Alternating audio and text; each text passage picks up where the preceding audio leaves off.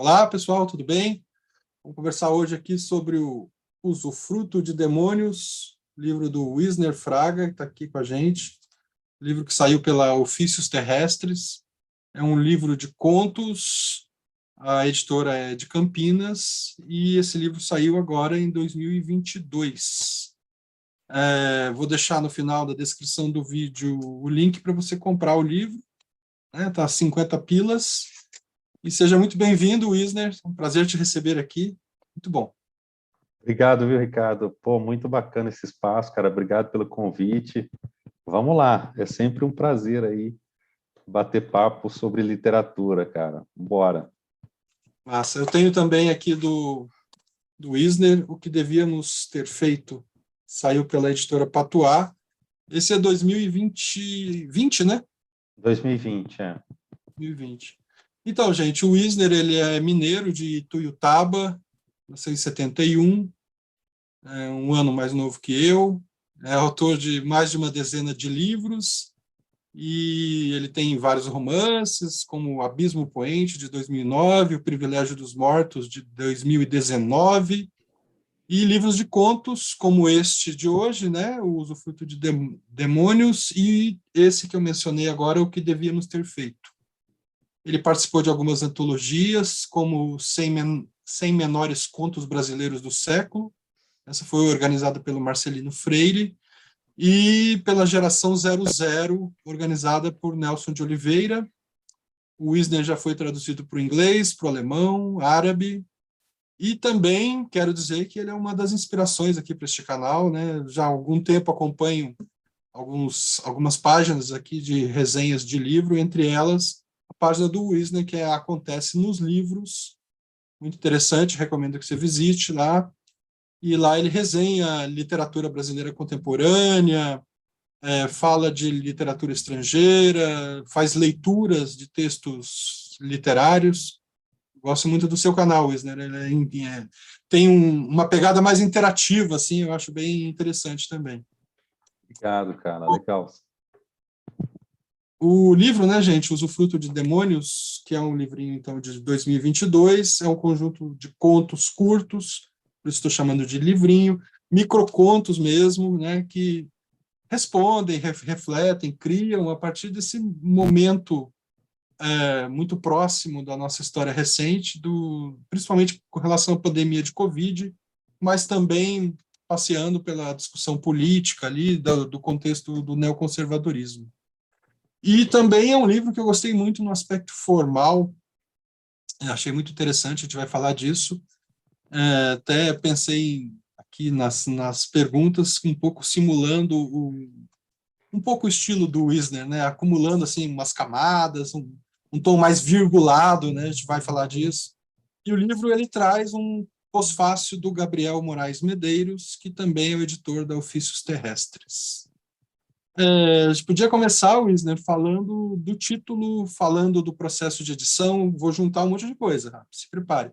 Os bastidores da escrita, a necessidade de escrever o que você escreveu, o impacto da pandemia de Covid na feitura do livro, né? E eu concordo com o Gabriel que você faz isso numa outra dimensão, não tão assim mimética, né?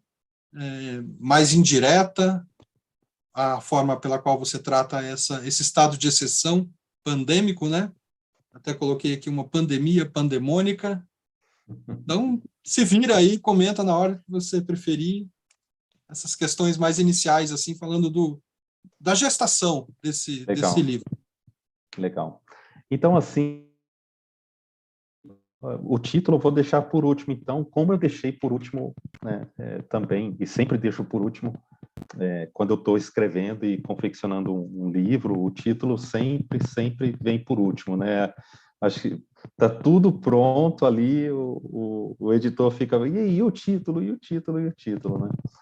Então, assim, na verdade, o que me inquietava durante essa época em que eu escrevi o Usufruto era, sobretudo, uma questão política, né?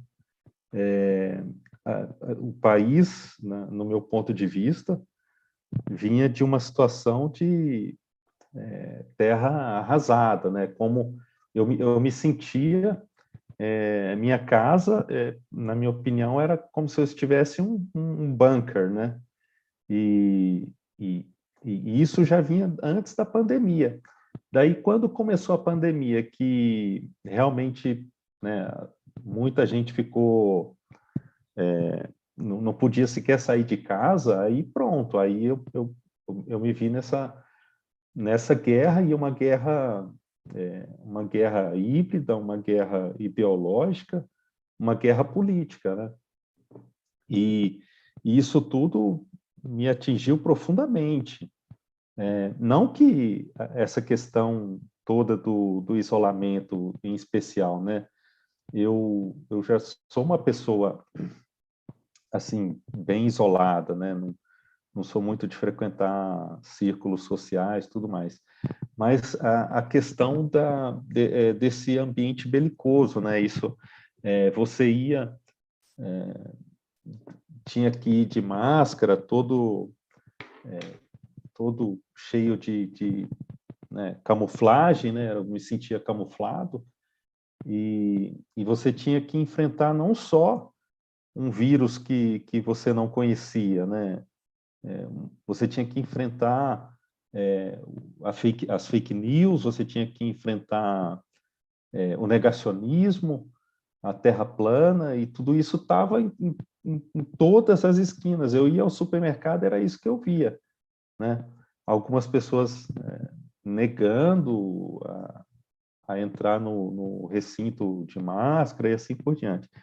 E esse ambiente, claro, foi me inquietando e me inquietando, e eu acho que literatura, você só vai conseguir também passar algo para o leitor, só vai conseguir inquietar ou tocar o leitor se você escrever sobre aquilo que te toca também. Então, eu resolvi escrever sobre, a respeito desse, mais do que a pandemia. A pandemia está, eu imagino, a pandemia é muito presente nesse livro, né? São vários e vários microcontos e mini contos sobre a pandemia, mas a pandemia está no contexto geral do livro, que é esse ambiente altamente corrosivo que nós vivemos desde 2016. Então, e a pandemia faz parte, mas se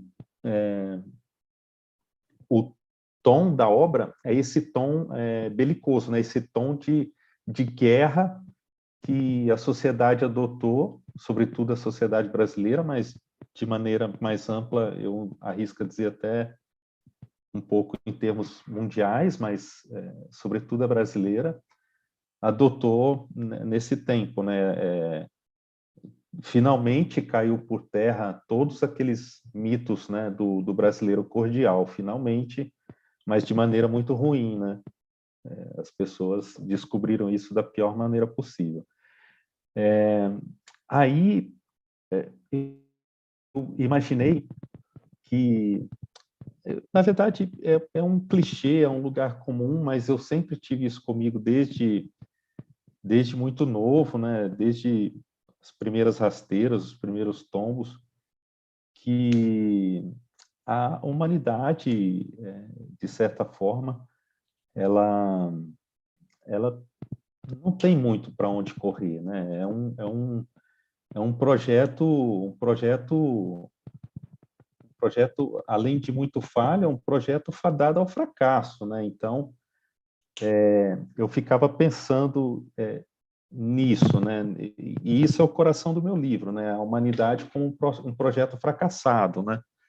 E fadado ao extermínio, muito, eu acho até que muito breve, né?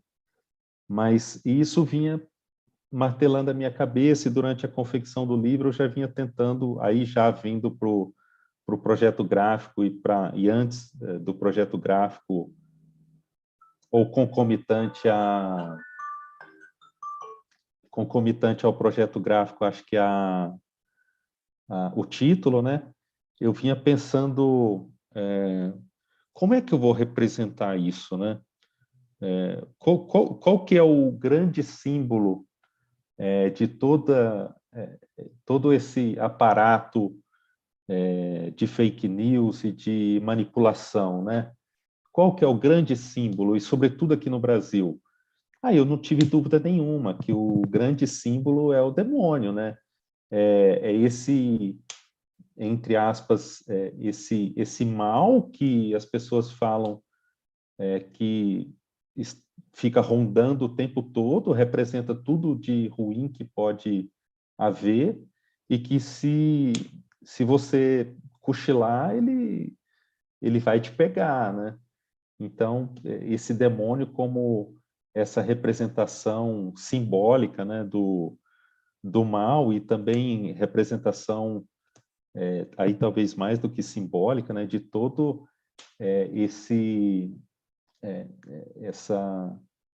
essa religiosidade, né, acho que nem é o nome correto, mas de todo essa cultura evangélica e tudo isso que tem que sequestrou, né, a nossa sociedade.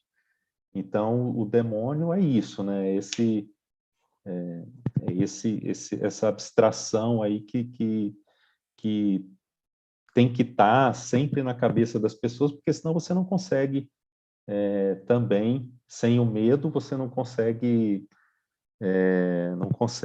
convencer as pessoas de um monte de mentira e bobagem, né? Então, e o usufruto, porque eu pensei que nós, como humanidade, e isso acho que está muito bem representado, muito explícito nos contos, nós, como humanidade, nós somos isso, né?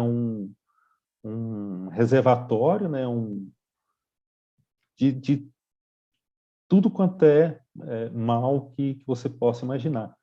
Então, eu acho que representou exatamente o que eu queria contar, né? O ser humano como esse reservatório de mal, e que tem essa bênção, né? De ter, desde o nascimento, esse usufruto de todo esse mal para fazer e desfazer o que bem entender, né? E a partir daí a capa foi consequência, né? Eu havia dito para o Gabriel que eu queria uma capa bem limpa, né? Para ter um contraste com o conteúdo, né? Então a escolha dessa capa branca foi exatamente por isso. E uma imagem, e essa imagem que é uma imagem clássica aí desse livro aí de encantamentos, né? E agora o formato foi uma decisão meio que de última hora. Não, no final das contas, nós gostamos de ter esse formato, mas houve algumas reclamações, digamos assim, e bem pertinentes, de que a fonte dificultou um pouco a leitura, mas inicialmente o objetivo era esse, né? A inquietação do tema fosse refletida na própria inquietação que a leitura traria também, nessa dificuldade. Mas eu acho que acabou amplificando, né? A dificuldade com a linguagem, com o tema, somada à dificuldade da leitura, acabou deixando as pessoas um pouco arredias aí ao livro, né? Embora nós tenhamos, no primeiro momento, alcançado o nosso objetivo, que era dificultar um pouquinho a vida do leitor. É isso. Você sentiu isso? Cara, assim, eu acho que essa homologia entre o tamanho das histórias, né, o não fechamento delas e a dimensão do livro, para mim, foi muito adequada, assim, não, achei bem interessante. E essa coisa do demônio, né, claro, Luiz, né, para você construir um mito como foi construído, né, você precisa desse outro mito, que é um mito já existente, né, que é o demônio, né, que só pode ser vencido por outro mito, no fim das contas, né. Você Exatamente. falou bem a questão do medo, né, coletivo que se instalou como projeto político, né. Exatamente. E assim, matéria-prima, digamos assim, do microconto e do miniconto é trabalhar em cima de arquétipos, né, de conceitos já altamente consolidados, né? Porque no miniconto e, sobretudo, no microconto, é obrigatório, né, essa economia de palavras. Então, não tem como não trabalhar com conceitos já amplamente aí, difundidos até para economizar na hora de dizer as coisas, né? Então, tudo isso é intencional na obra, né? Você toparia ler um dos textos para a gente? Ah, eu leio sim. Você tem o livro aí? Tenho, tá aqui do lado, eu vou pegar. Tá, perfeito. Enquanto você escolhe aí, eu quero pedir a sua inscrição aqui no canal, você que está assistindo aí a nossa conversa, que você compartilhe esse vídeo dentro do possível para que chegue a mais pessoas. Gostamos também quando tem comentários, né? É sempre interessante fazer essa troca, ver o que o pessoal está achando aqui das conversas. Então, ajude o canal aí se inscrevendo e compartilhando, né, dentro do possível nas suas redes sociais. Vamos ver o que o Wisner escolheu ali. Eu escolhi, assim, para criar um contraste, né? Foi um período um pouquinho pré-pandemia, mas que já dava o tom, né, dessa mudança política extremamente radical que estava no ar, que é esse conto FIFA Go Home. É um conto que não é muito grande, mas não chega a ser um microconto, né? É um mini conto. Então Tá em que vamos lá. página é esse? Está na página 67. Ah, tá bom. Perto do Dilma vai tomar no cu. Tá bom. Isso, é como se fosse Uma uma sequência. série, né? O Dilma vai tomar no cu é quase uma consequência do FIFA Go Home, o que aconteceu ali naquela mesma época, né? Então vamos lá. O vão do MASP está cheio de colecionadores, e isso é bom, porque a concorrência favorece as trocas, e é ruim porque talvez as figurinhas valiosas já tenham sido negociadas. Toda a Copa do Mundo é o mesmo drama. Preciso completar 2 álbuns. É muito importante que arremate o par. É fundamental o backup. Se algum desastre ocorrer com um, tenho o outro. E carrego ambos comigo, pois facilita o escambo. Ao menos prefiro assim, mas tem gente que leva uma folha, onde anotam os números faltantes e outros ainda decoram os nomes dos jogadores, as seleções a que pertencem e parecem torpedos teleguiados buscando o cromo desaparecido. São profissionais. Não me meto com eles. E eu reparo num número excessivo de policiais se aproximando em frente, as pessoas desaparecem no meio deles, faixas, cartazes, garrafas, camisetas, megafones, são treinados para colocar o plano em prática e cumprem o método, a começar pelos abusos. O resto é manchete do dia seguinte. E, como não pretendo debutar em capa de jornal nenhum, decido abandonar a caça e seguir para o metrô. Mas eles me param e me revistam, se mostram insatisfeitos por encontrarem um homem branco de meia-idade de bermuda carregando fotos autocolantes e se lembram do Mundial no Brasil. E que há, realmente, um monte de estrangeiro barulhento por aí. Confiscam os 2 cadernos da minha mão e vejo a cobiça em um deles e imagino que levará como presente para o filho ou para o sobrinho. E o maior deles, um mal encarado de patente superior, um sargento se brincar, toma as minhas coleções e faz picadinho delas, mas não reclamo, já que não desejo me tornar notícia ou estatística. Agradeço a solicitude e eles me liberam, e eu continuo para a estação. Mas, de repente, dou meia volta. Vou acelerando os passos, cruzo com os homens da lei, estou quase correndo, me junto à turma que protesta que não vai ter Copa, não vai ter Copa, não vai ter Copa, grito forte, parindo finalmente toda aquela raiva acumulada. Então, dá um tom do que a gente começou a viver aí e Uhum. vive até hoje, né? Sim, a coisa, né, não está morta nem um pouco. E tem voltado às notícias, voltado eu acho que esse clima de guerra, né, continua permanente, a gente não vai se livrar Sim, disso assim, de sim, uma hora para outra. Achei interessante que você escolheu um conto que coloca o eu, né, como a sim. personagem principal, assim, o que não é muito comum aqui no seu livro. O eu aparece e tal, mas não com essa ênfase, talvez, como nesse conto, né? Sim, sim. E já que a gente está falando de eu, talvez você pudesse trazer um pouco assim, como é que você chegou na literatura, quando foi que você estreou, o que que você sente que veio mudando de lá para cá, para chegar aqui, por exemplo, no que devíamos ter feito, no Usufruto de Demônios, né? Esse você consegue fazer um retrato assim do seu percurso? Você tem uma noção disso? Como é que foi a Vamos dinâmica? lá. Eu comecei no finalzinho dos anos 90, né, em 1997, com um livro de crônicas, né? Estranho começar com crônicas, mas eu comecei com um livrinho de crônicas chamado Seres e Sombras. A história era completamente diferente de hoje, né?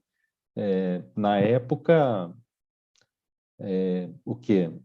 Não havia muito, não havia quase nada, né, dessa história de rede social, né?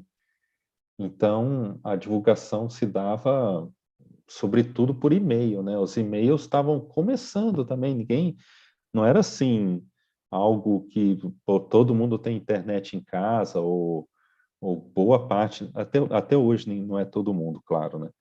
Mas boa parte da população já tem internet no celular, não era assim não, tem 3G, não existia nada disso não.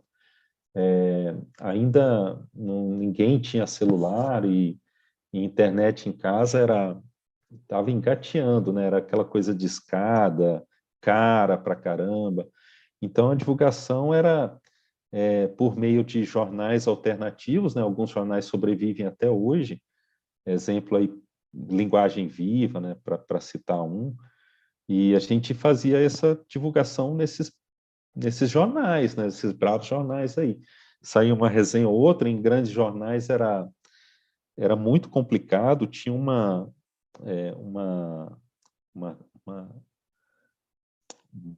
uma, um espaço do Jim Stice, se eu não me lembro, na Folha, que falava de livros de autores independentes ou autores que estavam começando, mas era tudo muito assim na base dos correios ainda, né, de tentar mandar livro para o próprio resenhista, né, mandava para o jornal, né, e não era muito, porque um lançamento independente, né, uma editora independente, um escritor independente, não tinha muito o que fazer, né, não tinha distribuição, né, então não havia muito o que fazer, a gente acabava, embora vez ou outra saísse uma matéria em um jornal, por exemplo, do porte do estado de Minas, mas era a gente que tinha que correr atrás mesmo, aí não tinha editora, não tinha nada por trás, né? Aí, agora, 12 livros depois, a situação mudou completamente, né? Eu acho que o escritor nunca foi tão dependente de si mesmo, né? Inclusive numa grande editora, né? Não existe essa história de, a não ser que você seja aí um Itamar Vieira da Silva, né? Itamar Vieira Júnior, né? Da vida, para você ter todo um aparato de marketing ali por trás. Senão você vai ter que trabalhar o próprio livro. Aí as redes sociais, para o bem e para o mal, hoje mais para o mal, né? Ganha muita força, né? Porque hoje as redes não entregam muito mais, né? Se você não colocar uma grana ali, impulsionar as publicações, elas não atingem mais do que 10, 15 pessoas, né? É proposital isso aí. Então, voltamos, né, aquele problema lá do final dos anos 90, que eu acho que chegamos à conclusão que não devíamos ter nos separado tão cedo assim do e-mail, né? Aí eu voltei para o e-mail agora, a partir do final, do meio do ano passado, e é o melhor método de divulgação. Mas o trabalho de divulgação é meu, completamente meu, com a grande ajuda, meu Deus, da Carla Dias, né? Que é quem me ajuda, quem gerencia tudo, meu mailing, faz as mensagens, faz essa parte de redes sociais, e para eu ter tempo de tocar, embora ela me ajude muito também, para eu ter tempo de tocar o Acontece nos Livros, né? Mas ainda assim a Carla me ajuda nisso daí. Então é completamente diferente, né? Se havia aquele sonho nos anos 90, né? Aquela ingenuidade de que bastava publicar, o resto ainda havia essa ingenuidade, né? O resto a editora fazia. Hoje isso não existe mais. Metade do trabalho do escritor é trabalhar conteúdo em rede social, trabalhar canais, trabalhar em lista de e-mails e conteúdo para divulgar a própria obra, né? E os outros 50%, talvez até menos hoje, né? Sobra para leitura e escrita, né? Mas é um cenário completamente diferente, para o bem e para o mal, né?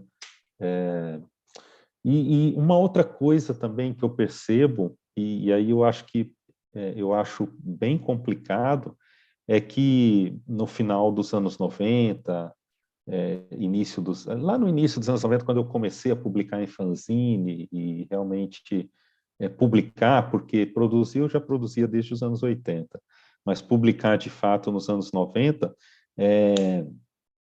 não havia isso que eu chamo de ditadura do tema, né? Então, se você tinha uma literatura interessante, trabalhava a linguagem, sabia trabalhar a linguagem, sabia essas questões narrativas, personagem, sabia a estrutura de uma novela, de um romance, de um conto, de um soneto e assim por diante, uma poesia e tal, independente do tema, você teria espaço, você teria. O espaço que muitos escritores tiveram, apesar do tema. Hoje, há esse complicador, né?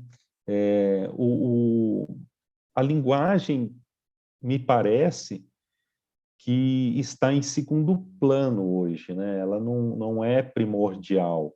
O que é primordial hoje é o tema, né? O tema do momento. E nós estamos aí com uma ditadura do tema, para o bem e para o mal também, há uns 10 anos.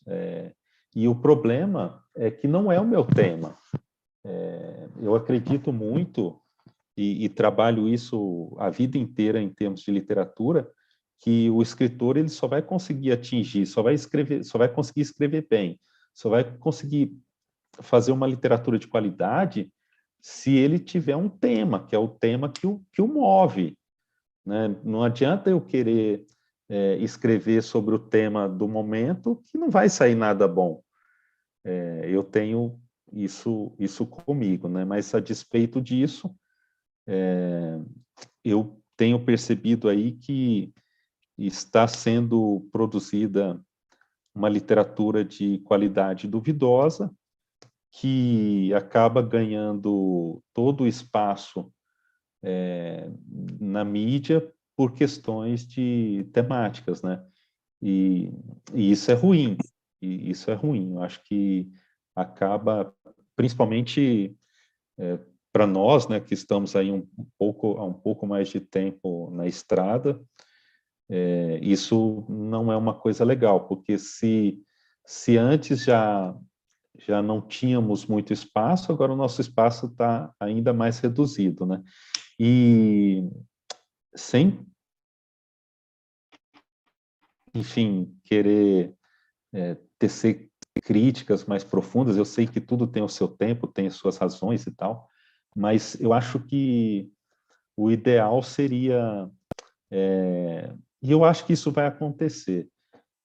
Tentarmos caminhar para uma convivência um pouco mais harmônica, né, entre temática, né, e linguagem, e gênero, e assim por diante. Então, eu acho que hoje há esse complicador, que é essa questão do tema, e também fazendo uma comparação entre tempos aí, essa democratização do acesso a uma edição, né? Hoje tem a impressão sob demanda, tem várias editoras que cobram preços altamente acessíveis aí para quem quiser publicar, e tem até o próprio Kindle, né, que permite que as pessoas publiquem à vontade, e isso é bom, isso é fantástico, é maravilhoso. Nunca teve assim, uma facilidade de acesso à publicação como a gente vê de 10 anos para cá. Qual é o problema? Diante dessa enxurrada de uma quantidade monstruosa de publicações, quem é que vai fazer a seleção? Quem é que vai separar o que tem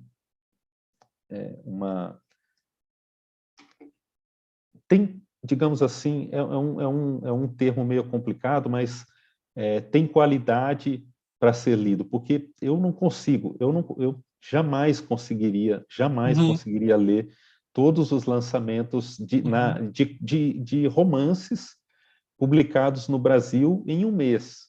Eu sim. acho que eu não conseguiria ler na minha vida inteira.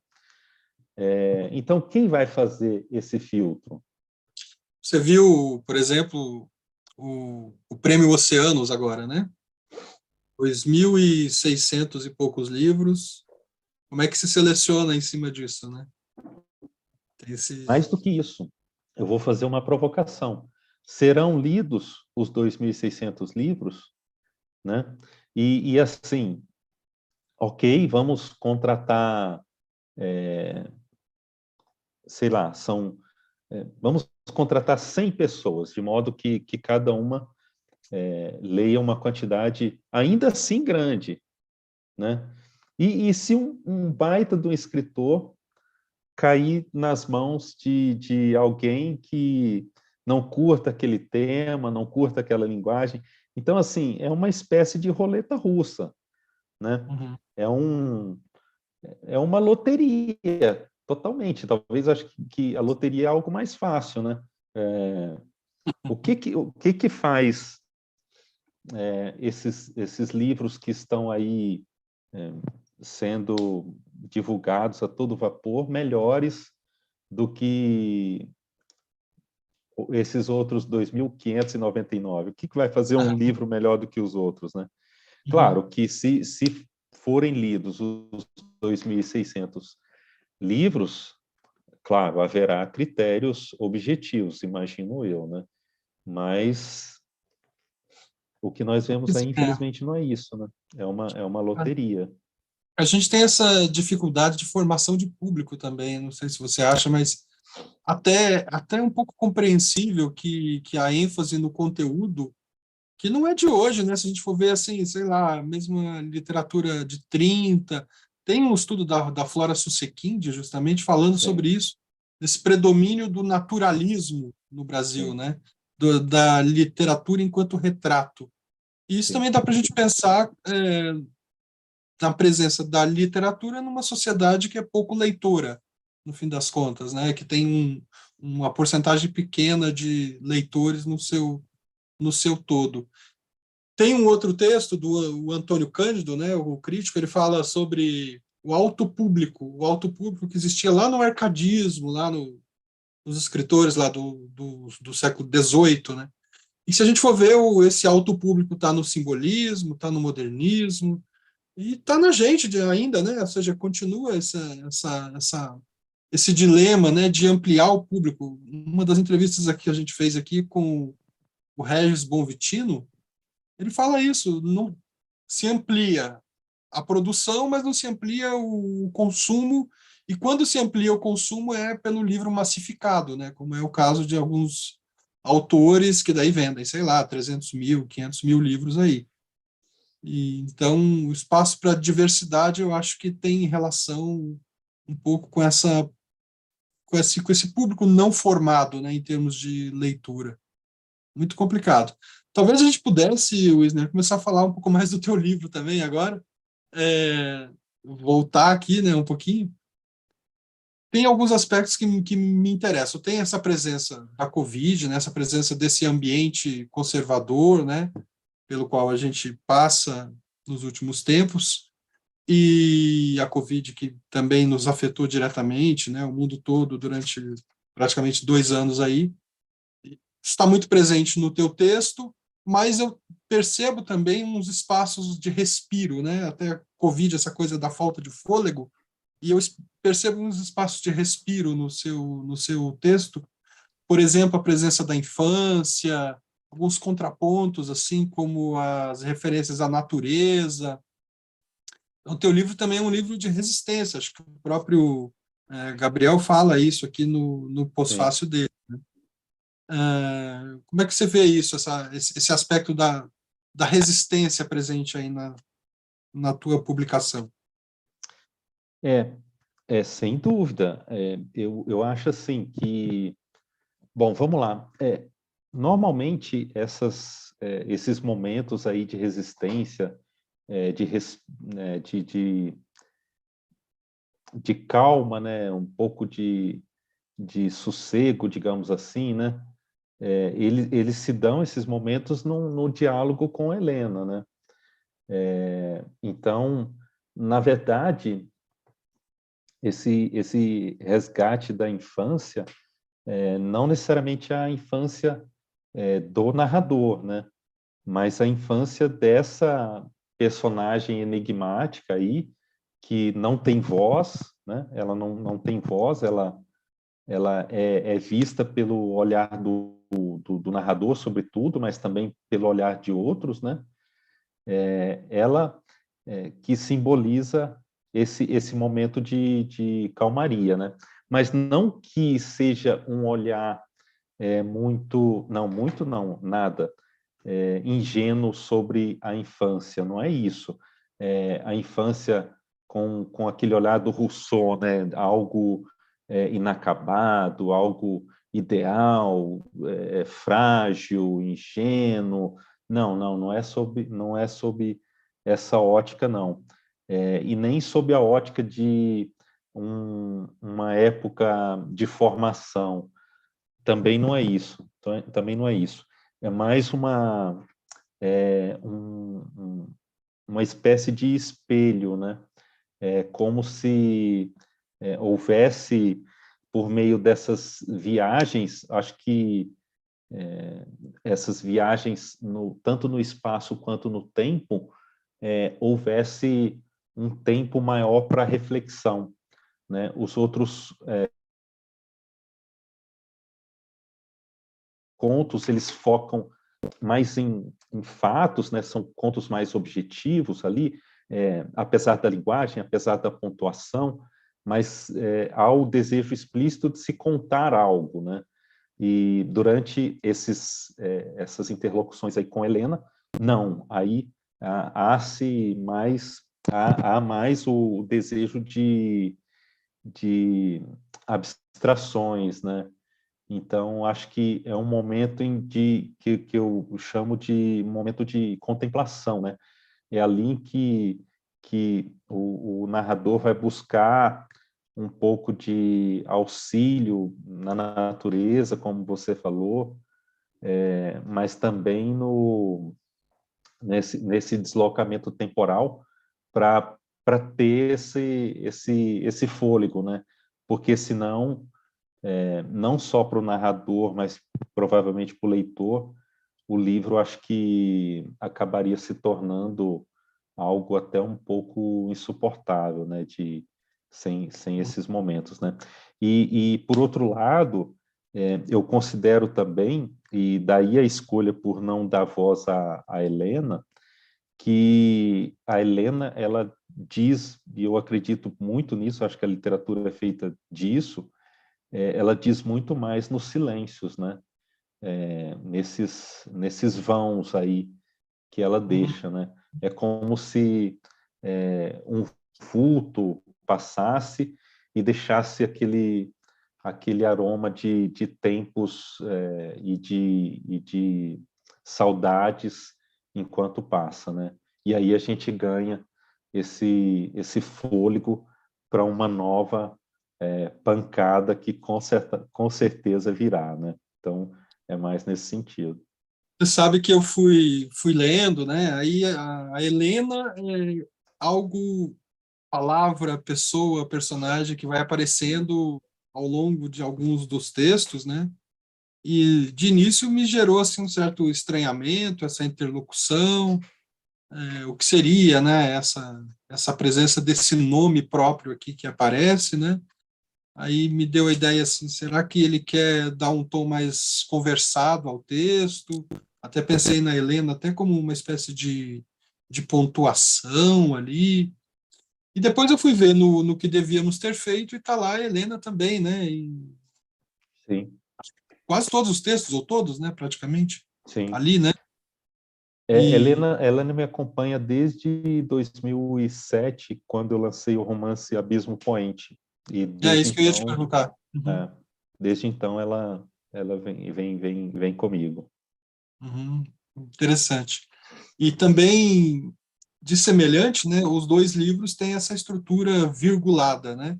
São Sim, textos que têm um início, tem um ponto final, e todo o texto se desenvolve por esse ritmo muito pensado, né, que é esse ritmo da vírgula que está ali presente, né, que ao mesmo tempo que faz com que você esteja nos contando coisa, você também está ritmando esse contar, né? Também está cantando, a gente poderia dizer, até nesse sentido, né?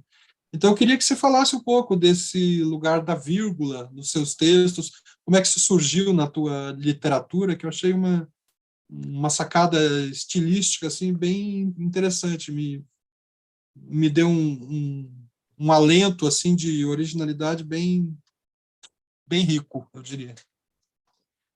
eu sou de uma pequena cidade, né, do Triângulo Mineiro, chamada Itiutaba, lá, de onde é um grande escritor, né, e meu amigo, o Luiz Vilela, e Uhum. algo que eu admiro muito na obra dele, mas ao mesmo tempo sempre me inquietou, é o fato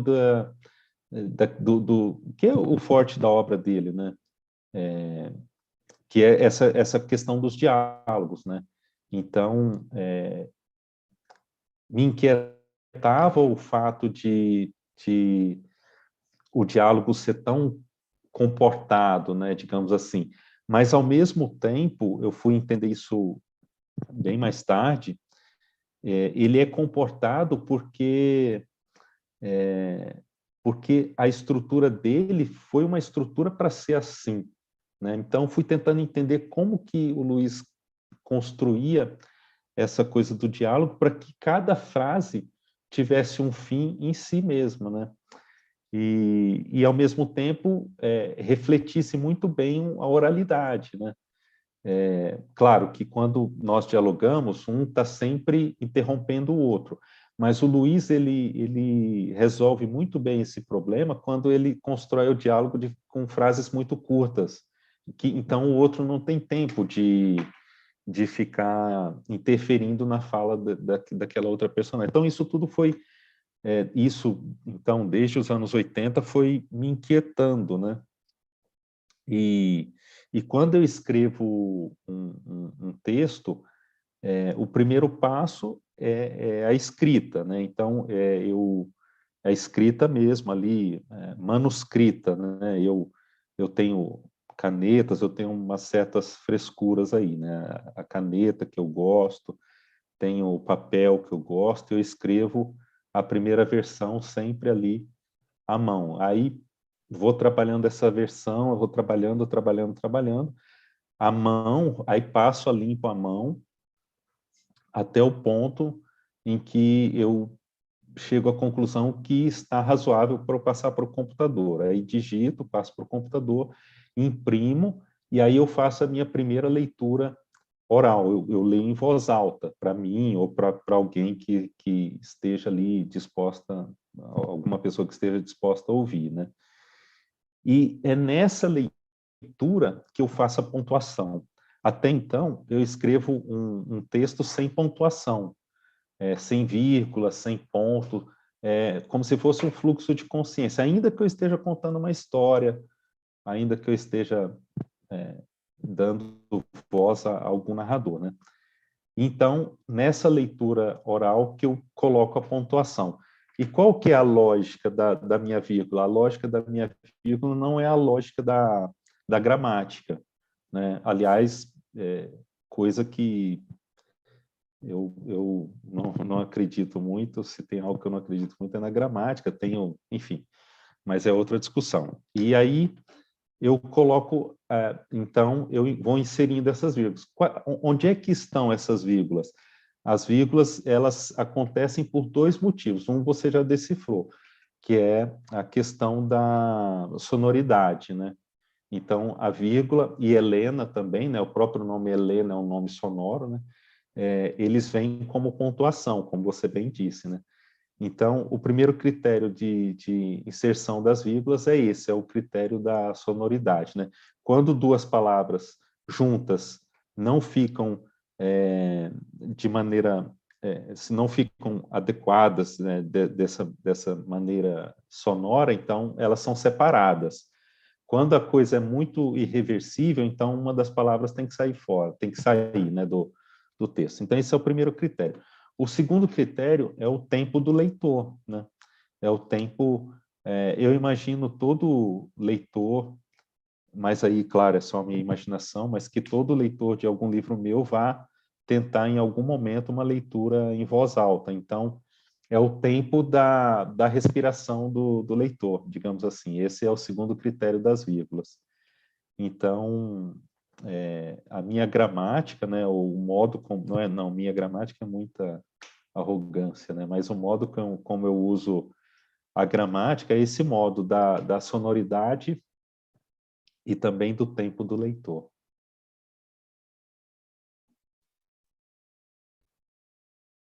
Vou ler aqui o surpresa. Vela o imprevisto, angustiante e absurdo, Helena, na tarde de temporal. O motor, uma besta encharcada, desiste de bicar o silêncio.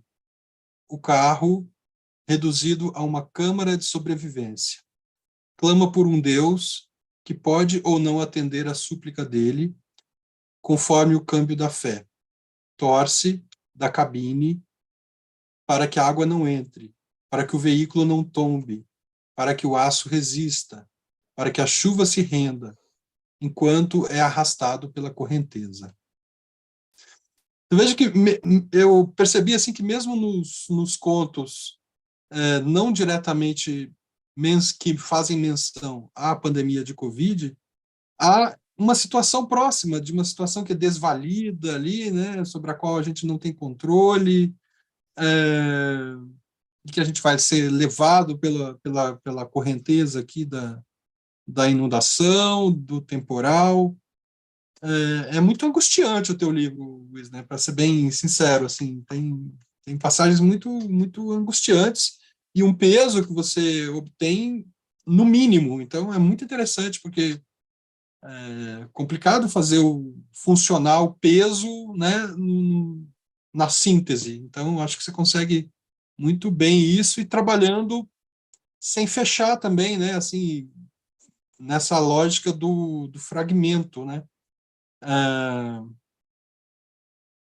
Você diria que esses dois livros, O que Devíamos Ter Feito e O Usufruto de Demônios, poderiam ser pensados como um mesmo volume? Talvez não sei. Como é que você pensa nesses termos? O que te fez, né, compor um livro de contos mais longos, um mais curto? Você tem essa ideia do projeto antes de começar a escrita, ou ela vai surgindo? Eu tenho. Eu acho que o projeto literário, né, como eu chamo, primeiro, o projeto literário, né, um projeto que alguém idealiza quando quer seguir por essa carreira aí de escritor, né? Então, isso é um projeto literário. Eu tenho o meu projeto literário desde o final dos anos 90, para mim é tudo muito claro, e não vou me desviar desse projeto de maneira nenhuma, apesar das cobranças temáticas e outros poréns aí. Então, isso é uma coisa. A outra é o projeto do livro, né? Dentro desse guarda-chuva literário, né? Desse projeto de vida, digamos assim, eu tenho o projeto do livro. E aí, nesse sentido, eu acho que o que devíamos ter feito e Usufruto de Demônios, eles são, assim, completamente diferentes em termos de projeto, e eu não consigo ver os dois em um único projeto, não. Já, por exemplo, Abismo Poente, posteriormente Sol Entre Noites, e agora mais recentemente Privilégio dos Mortos, aí sim, os três fazem parte do mesmo projeto, não só literário, mas do mesmo projeto de livro também. Tanto é que eles são ambientados, a ambientação é a mesma, as personagens, elas falam, né, entre si ali nas três obras, aí sim.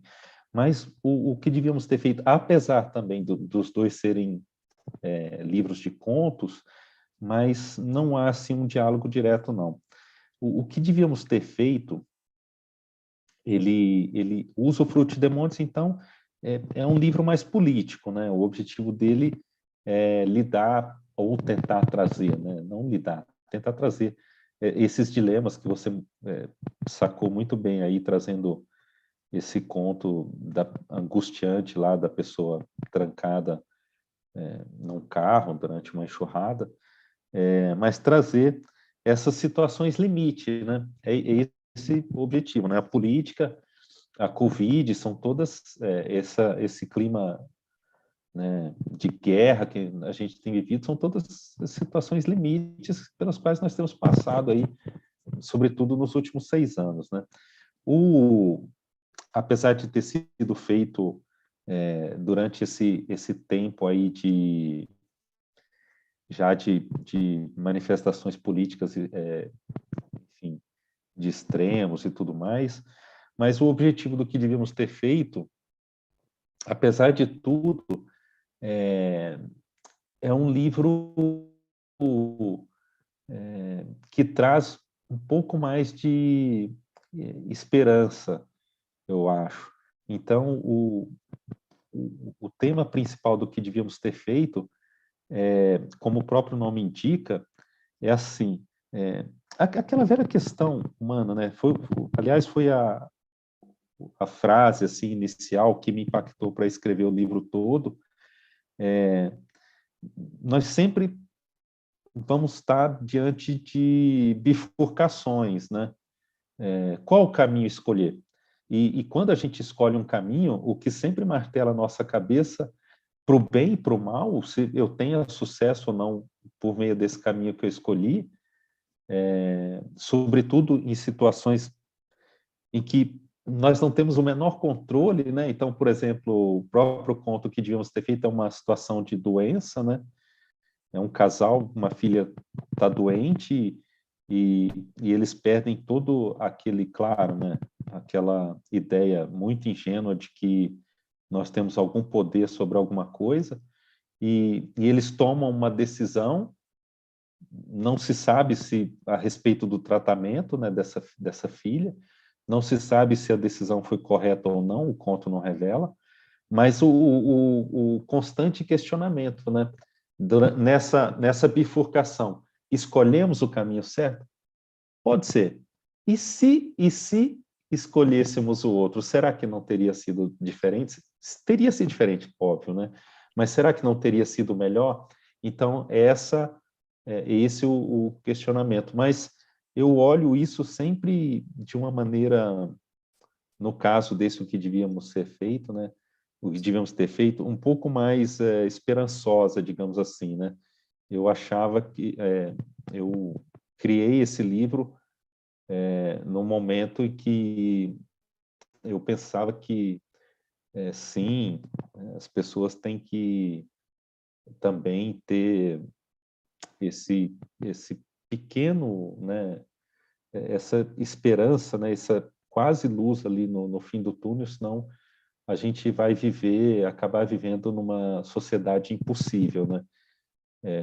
Embora me agrade muito a ideia de uma sociedade que sabe que não há nenhum tipo de futuro melhor. Eu acho que isso talvez fosse a solução para uma convivência um pouco mais harmônica, né? Eu acho que isso traria, eu acho, para perto esse sentimento de empatia que tanto falta hoje para nós enquanto humanidade, né?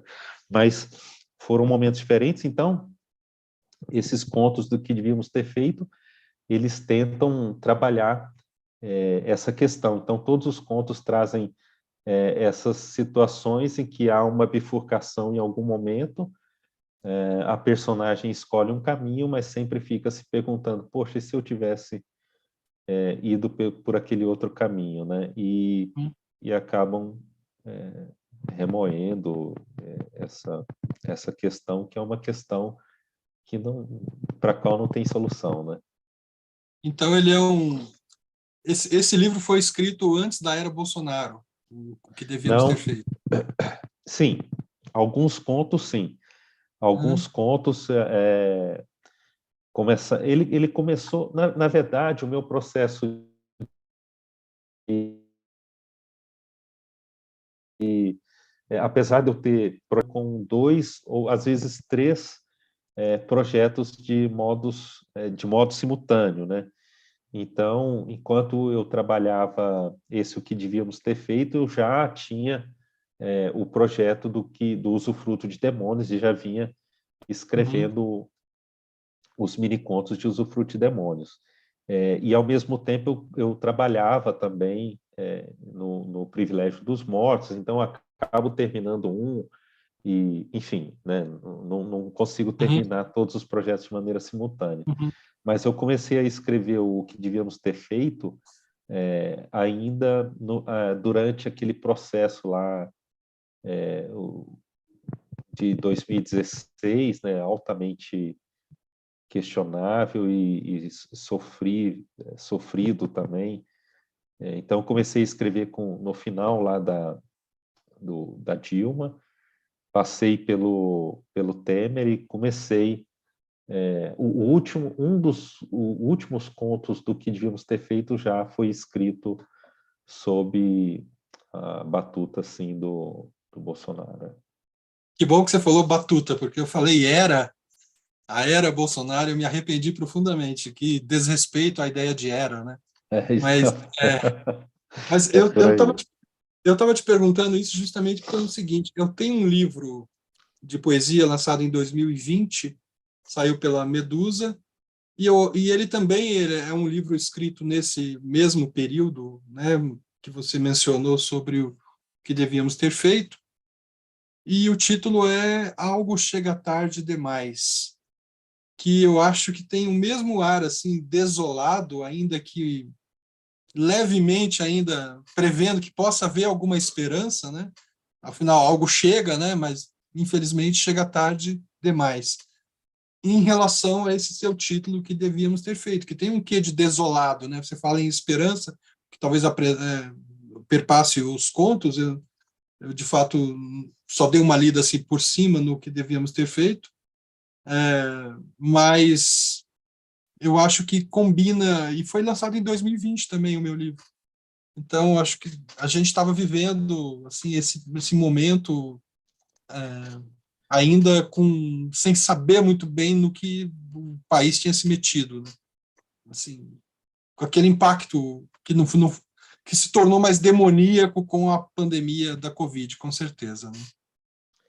Então, exatamente, é essa época que A gente, acho que o seu livro, eu vou ler, mas eu acho que o seu livro tem esse espírito também de que precisamos, nós pressentimos que algo vai acontecer e precisamos responder a isso, né? Eu acho que foi o começo desse questionamento. Imagino que seja isso, sim. Uhum. Eu queria te perguntar, a gente está partilhando, de certo modo, essa experiência aqui no YouTube, né? Você tem a sua página, acontece nos livros. Você já falou em algumas das suas passagens aqui sobre o momento mais politizado da nossa literatura, a ditadura do tema, né? Como é que você está vendo, na verdade, a partir dessa experiência que acontece nos livros, o atual momento da instituição literatura brasileira, né? Não só esse aspecto do que está constituindo o cânone contemporâneo ou não, mas nesse aspecto da divulgação, né, da literatura, né?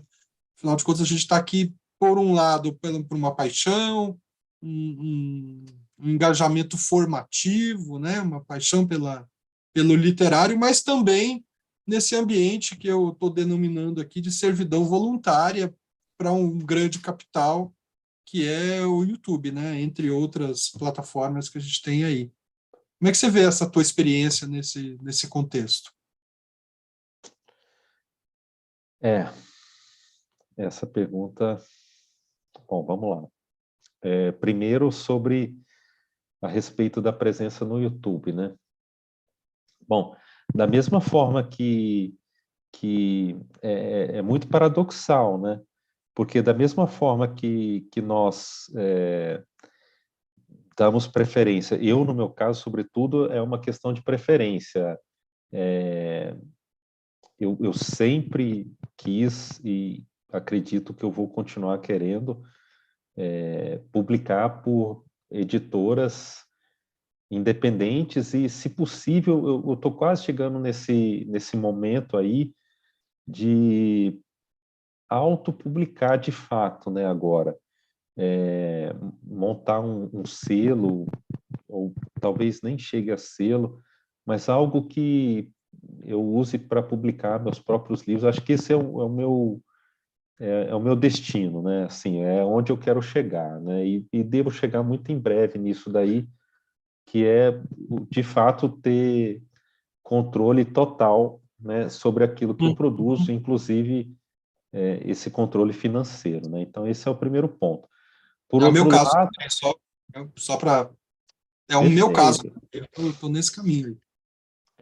Eu acho que para escritores que já têm a nossa vivência, a minha, a sua e de outros colegas aí, eu acho que é o caminho natural, né? Não vejo...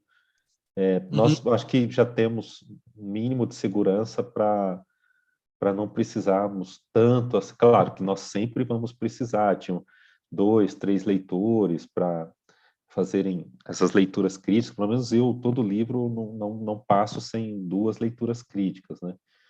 Bom, mas o caminho da publicação, acho que é esse daí mesmo.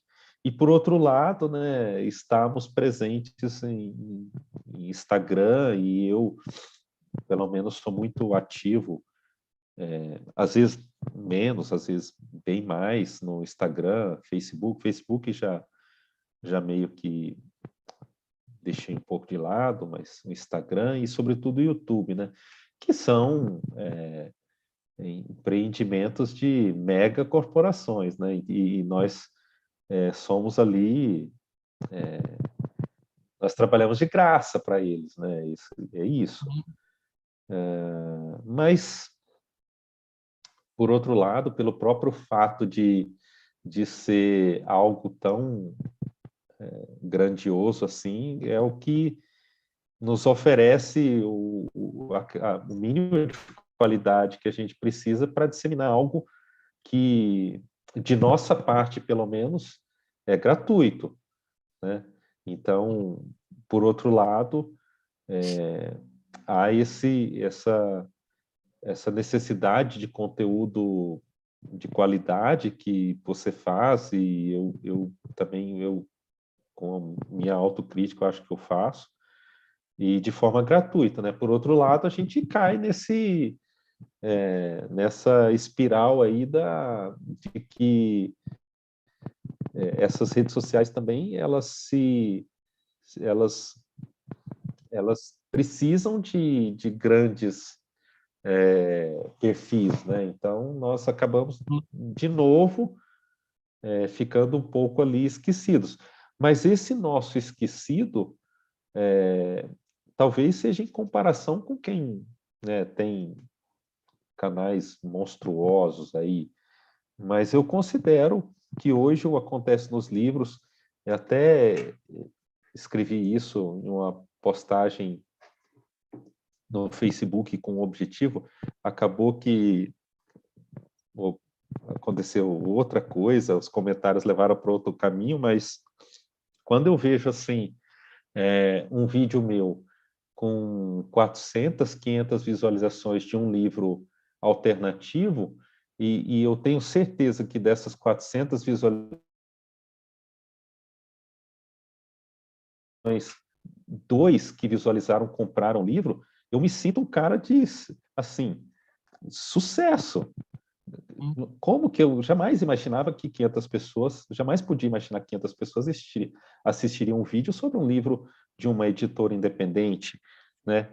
E eu converso com os editores, claro, não sei se as pessoas chegaram a comprar o livro diretamente da editora por conta do meu vídeo, mas eu tenho certeza que um livro a mais, 2 livros a mais, eles vendem. E isso faz toda a diferença para um cara que tem uma tiragem de 50 exemplares, Uhum. né? Mas cujo livro é bom, o livro é bom.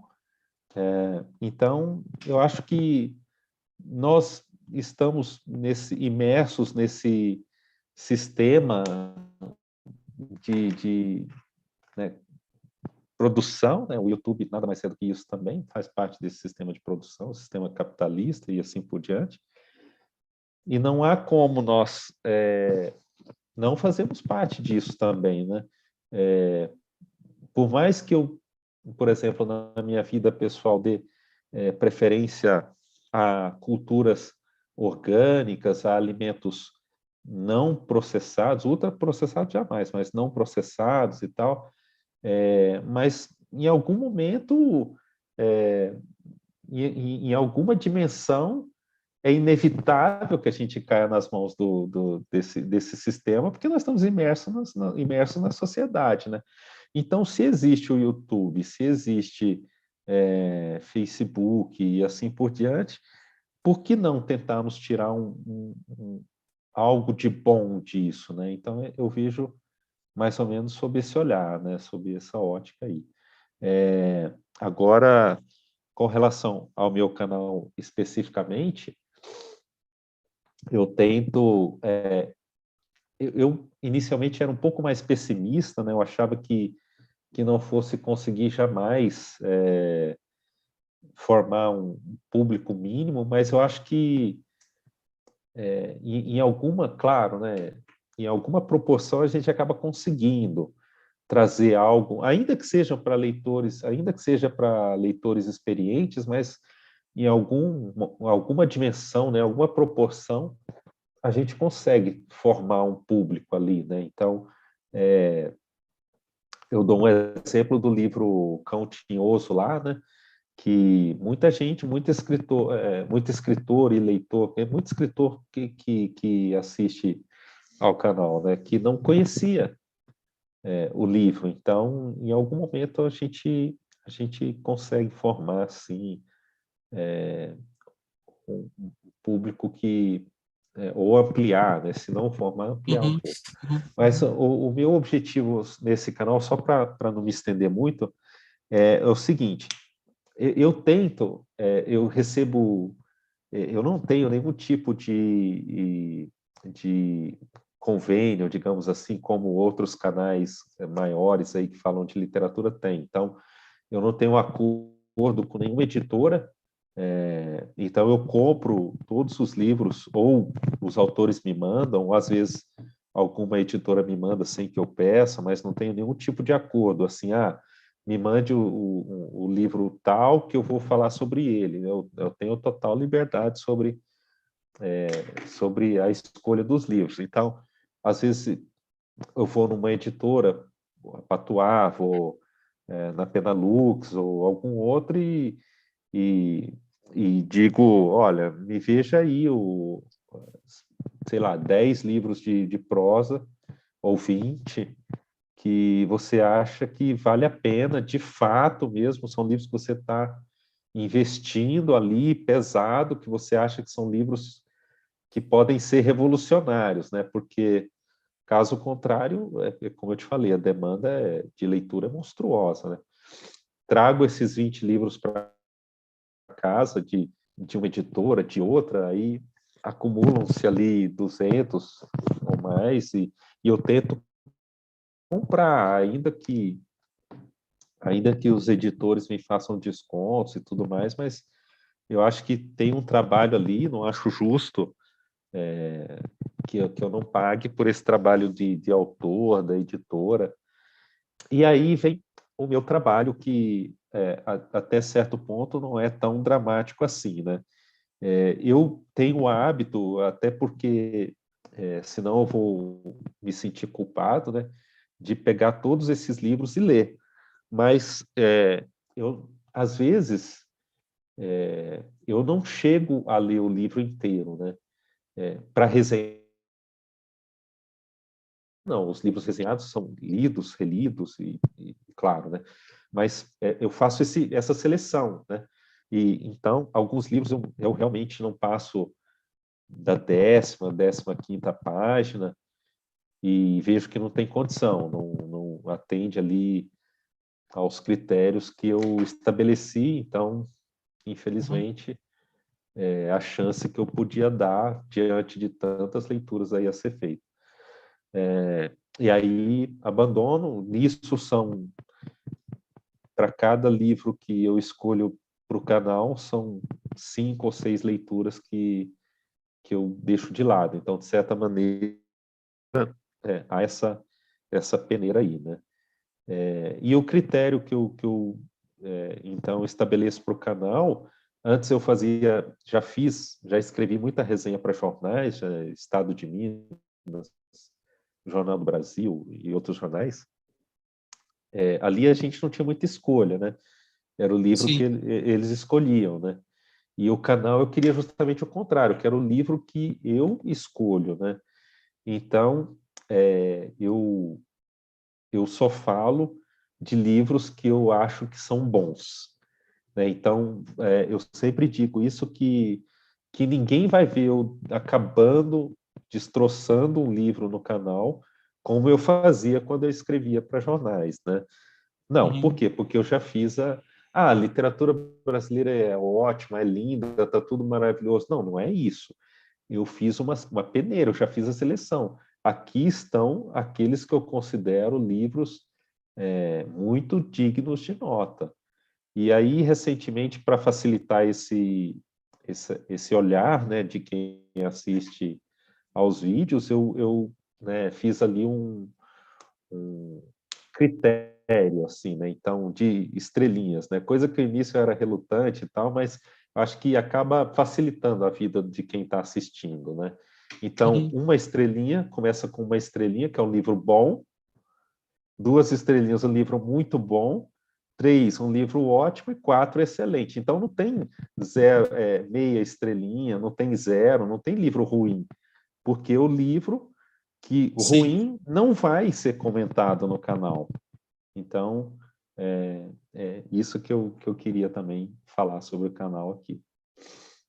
Pois é, assim, é um dilema próximo do meu, essa coisa de trazer os autores para falarem dos seus próprios livros, né?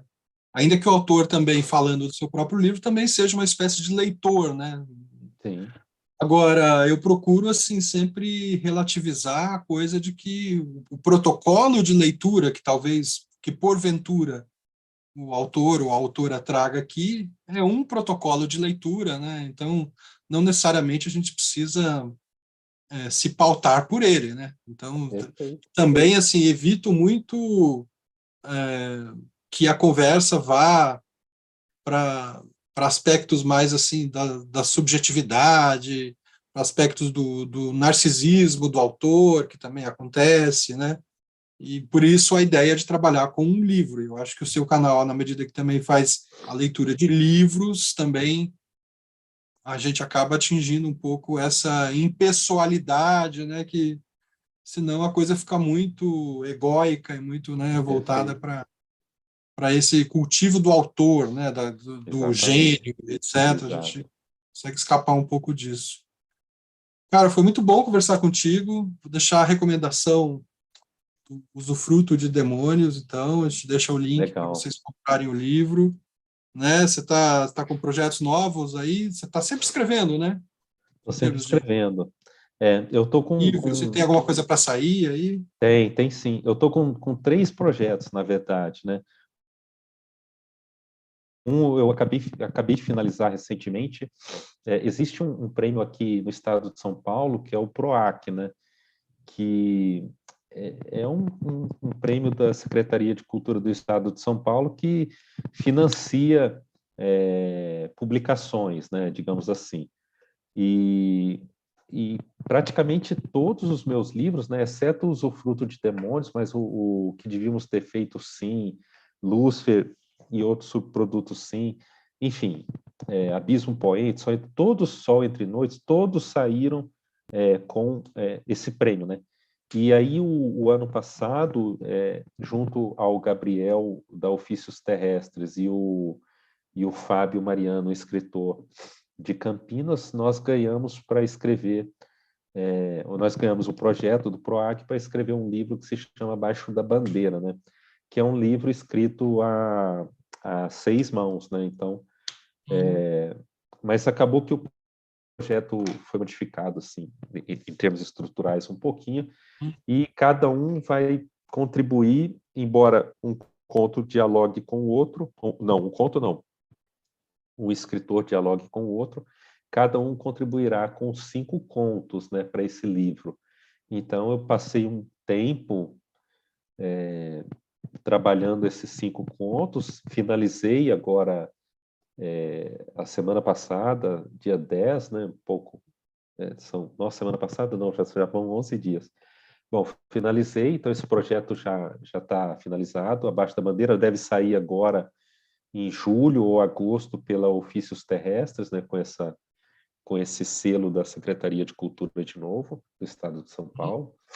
E estou trabalhando num romance bem ambicioso, mas aí já faz, eu acho não, já faz 7 anos que eu venho trabalhando nesse romance, que é um romance que se chama Mal-Estar, que meio que vai trazer um pouco dessa história do sindicalismo, né, no Brasil, a partir ali do segundo mandato da Dilma, sobretudo, até os dias atuais, né, culminando com aquela reforma lá do sindicalismo, que acabou com a contribuição sindical, enfim, e vou trazer todas essas questões aí para esse romance, que tem esse título provisório, Mal-Estar, mas é um título que eu gosto, talvez acabe virando permanente. Então, estou trabalhando com ele aí, com esse livro há 7 anos, mas como tem uma,